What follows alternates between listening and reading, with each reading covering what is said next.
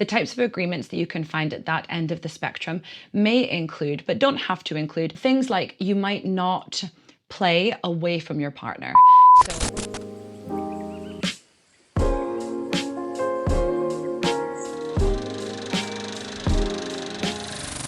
Hey guys, it's Agnes. Welcome back to my channel. Welcome if you're new here.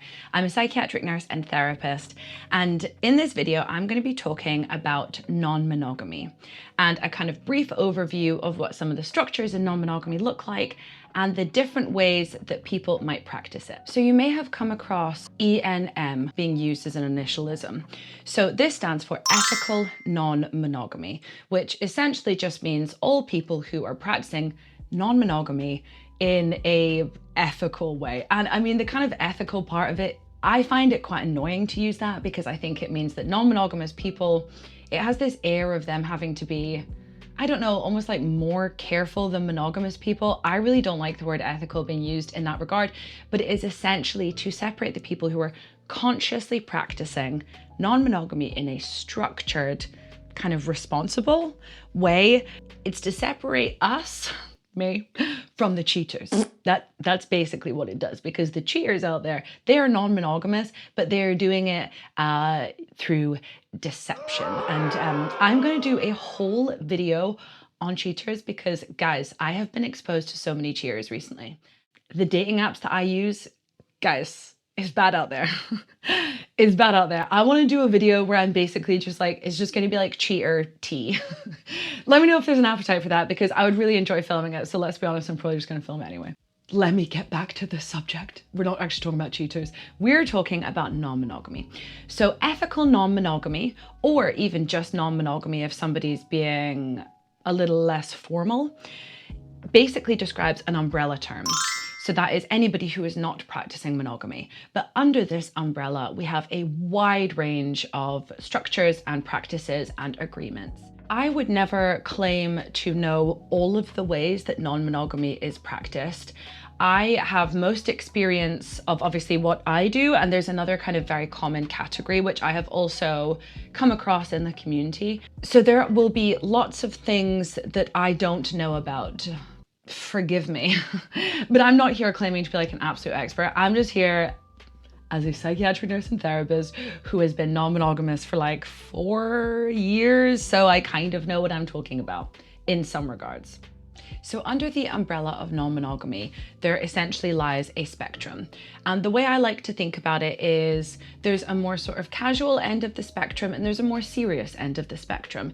And I don't use casual in any kind of derogatory way whatsoever. I think that all forms of non-monogamy are completely valid and can be practiced in a very kind of wholesome, significant, really important way. So when I use the word casual, I am not saying that it is unimportant or sort of invalidating those people's experiences. There can be a huge amount of exploration and creativity and wholesomeness found on all parts of this spectrum. The end of the spectrum that I would describe as more casual, you would likely find swingers, and you would likely find people who are participating in group situations. Listen, you got your threesomes, you got your foursomes, fivesomes, sixsomes, sevensomes. So that end of the non-monogamous spectrum, the types of agreements you would find there, if you imagine a couple have gone from being monogamous to opening up their relationship, the types of agreements that you can find at that end of the spectrum may include, but don't have to include, things like you might not play away from your partner.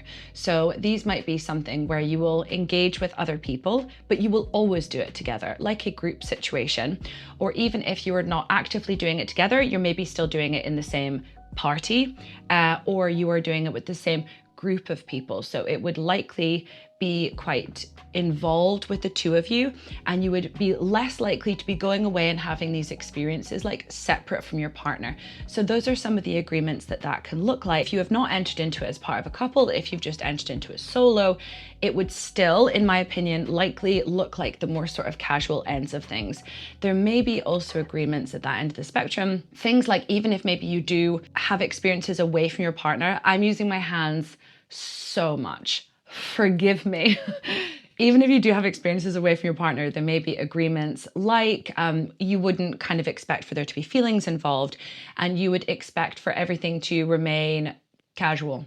It would be quite a casual thing.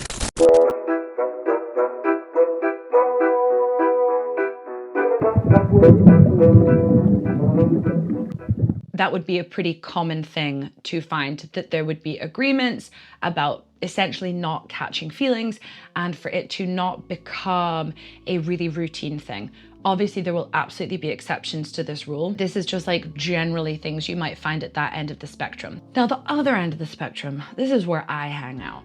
So the other end of the spectrum, this is where polyamory exists. So polyamory is essentially the philosophy that you can love more than one person at the same time. So a polyamorous person would likely describe themselves as being open to being in love with more than one person at once. Now, this is where it gets pretty interesting, because poly people, you don't have to be in love with more than one person to be described as poly. So in fact, I've been in situations where I've maybe only been in love with one person, but I have some other kind of casual things going on. Or I actually have nothing else going on and I'm only in a relationship with one person. Now, I would still describe myself as a polyamorous person because I am polyamorous to my core. My soul is polyamorous. Cut me and I bleed poly. Just like how much I agree with the philosophy of it. So you could still describe yourself as a poly person even if you are only seeing one person.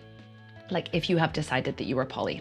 Now, you could be a poly person and be seeing no one, because if you have entered into polyamory is solo rather than in a monogamous relationship that has opened up, which is what I did. But if you have entered into it solo, then you might not actually be seeing anybody at that point, but you are still poly because it is something that you live by and it is something that you agree with, and that's how you want your life to look in the future, would be with these multiple, intimate, romantic, potentially loving relationships. Just because you're a poly, that does not mean that you're running around falling in love with people left, right, and center.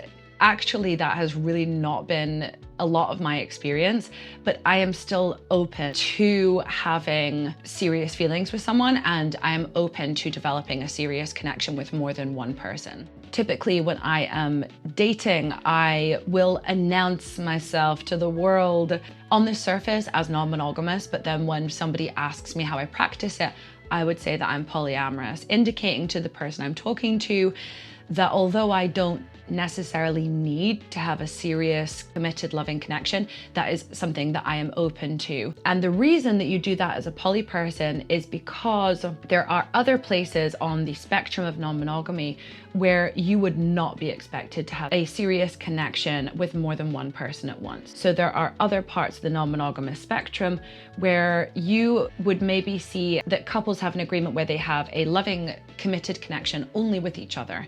And apart from that, they're able to go and pursue more casual, fun, exploratory connections. And again, not to dismiss that as unimportant, because that can be a hugely, hugely rewarding thing to seek and can give the person a huge amount of fulfillment. But they maybe have an agreement in place where they are only in love with each other, where they only explore a serious thing with one another, and everything out with that kind of sits as secondary. I don't really like the word secondary when it's used in non-monogamy, but that is a whole other video about hierarchy, which I would love to get into because it's a big thing within the non-monogamous community, hierarchy and non-hierarchy. I practice non-hierarchically. Huh? Did I get it? Probably not. So the reason I chose the polyamorous end of the spectrum as opposed to anywhere else within the umbrella of ENM is because I didn't want there to be any cap on the feelings that I could develop for somebody. So if you imagine other places on the spectrum, especially the absolute other end where things are quite casual, you imagine you could find yourself in a situation where you have engaged with somebody, whether that's a kind of physical connection or not physical. But let's say you have enjoyed that and you want to repeat it. Let's say you repeat that so many times that some other feelings do start to develop. There are other places on the spectrum where you would have to end that connection because that wouldn't be appropriate, that has not been agreed upon, and that would be, at that point, really unethical if you're doing something that you and your partner have actively actually agreed that you are not going to do. And I really, really didn't like that idea of finding myself in a situation where my connection with a new person has been predetermined by my other partner and I. That just really didn't sit very well with me. So when I entered into polyamory, I didn't think, oh, I'm going to immediately probably fall in love with multiple people. But what I did think was, I want the potential of my relationship with a new person to be only determined by me and them, rather than it being predetermined by this agreement that I made with my previous partner potentially years before. I really hope that that makes sense, because I am very much getting into the nitty-gritty of kind of non-monogamous negotiations and what it can look like going from being monogamous to opening up. But I essentially had an issue with any cap being put on my experience of a new person. That really didn't sit very well with me. So that is why I wanted to do polyamory, where there are the least number of restrictions. And essentially, when my partner and I opened up our relationship, that's essentially what we wanted to do, to have maximum freedom and maximum liberty. Not so that we could necessarily go out and immediately pursue love with somebody else, but just so that our experience was not predetermined. That was really, really important to both of us, that we left things as open as possible, so that if a new person comes into my life or my partner's life, these were the kind of discussions we were having at the time, that there would be nothing about their potential to us that would have been decided by us at a time previous to their existence in our lives. This is getting so complicated, guys. Really, and that's where it comes into hierarchy. So, whole other discussion. Hierarchy, guys. It'll be one of my next poly videos, I would think, because it's hard to continue the discussion of polyamory without talking about hierarchy.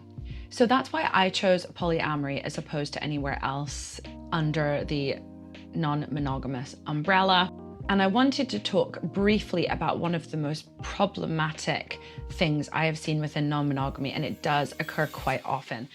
So let's say, for example, a man and woman, here they are, have decided to open up their relationship. One of the things that I think a lot of men reach for in order to make themselves feel safe is something called the one penis policy. And guys, I'll tell you, it's messed up. What can happen is that it can be proposed, and typically by the male half of the relationship, that the woman in this case could pursue other relationships as long as it is with other vulva-bearing people rather than penis-bearing people. And that is described as the one penis policy, and it has its own name because it is unfortunately incredibly common. And I don't think, for those of us out there who are using our brains, I don't think I have to tell you why this is a problem. I think you've probably already gathered why this is a problem. But one, it is hugely sexist. It is really, really, really sexist. It's essentially a man saying, I'm threatened by a penis, but I am not threatened by a vagina. And it's really, really misogynistic. Clearly, because the man is kind of saying, I am so much more important than women. I wouldn't be threatened by another woman in my partner's life, but I would be threatened by another man. I also think that it is very homophobic, because it's essentially saying a man and woman engaging each other is more significant and therefore more of a threat than a woman and woman engaging each other. And actually, I think that that's just delusional on the parts of men, because all men should be concerned about their woman being taken away by another woman. Like, really, guys, that's the threat. I don't know why you're not getting that yet. That is the threat. Because if you're not treating her well enough, there's some, I'm sure, incredibly attractive woman out there that absolutely would treat her well enough. So I don't know why men aren't more threatened by women. I mean, no, I absolutely do know. It's the patriarchy, guys. It's the patriarchy. That's one of the more problematic agreements. And I'm saying agreements because I typically would use that in a healthy way, whereas that's a really, really unhealthy one. It's one of the more problematic things I've seen within non-monogamy. I mean, there's a lot of other problems, which I'm sure I will do a whole video on at some point, because you do come across stuff that is gross. it'll be very interesting to get into at some point in the future. So guys, that's it for this video. I was pretty sure that this video would be really, really short, but now actually I'm not so confident because I have coming on 20 minutes of recording time. So, I mean, let's see what happens. I'm gonna chop myself out quite a bit. I hope that you guys have found this video helpful. Please leave a comment about any thoughts, feelings you have about this topic. And as always, please feel free to request another non-monogamous topic or questions that you have that I can cover in the future, because I just think the whole thing is really interesting. So, and I'm gonna talk about it for not even hours, days. Days and days and days and days and days and days and days. Okay, bye guys. See you in my next video. Take care. Bye.